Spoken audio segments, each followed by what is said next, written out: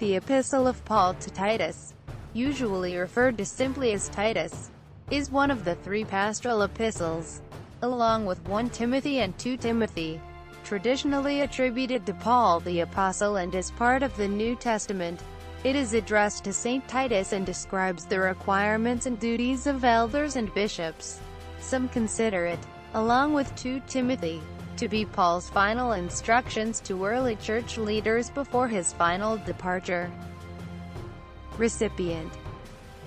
Not mentioned in the Acts of the Apostles, Saint Titus was noted in Galatians, cf. Gal. 2, 1, 3, where Paul wrote of journeying to Jerusalem with Barnabas, accompanied by Titus.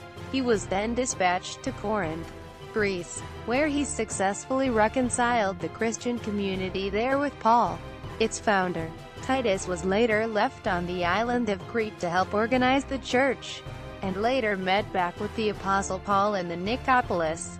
He soon went to Dalmatia, now Croatia, according to Eusebius of Caesarea in the Ecclesiastical History.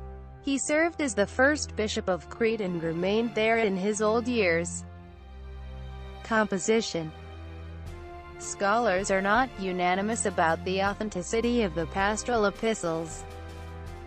Pauline authenticity. The author of Titus identifies himself as Paul, a servant of God and an apostle of Jesus Christ. Quote, according to Easton's Bible Dictionary, the epistle was probably written about the same time as the first epistle to Timothy, with which it has many affinities.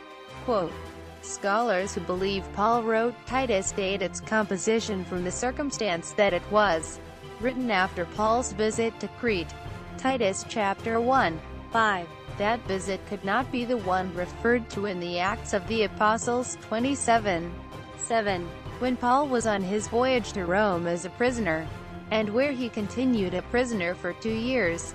Thus traditional exegesis supposes that after his release Paul sailed from Rome into Asia, passing Crete by the way, and that there he left Titus to set in order the things that were wanting.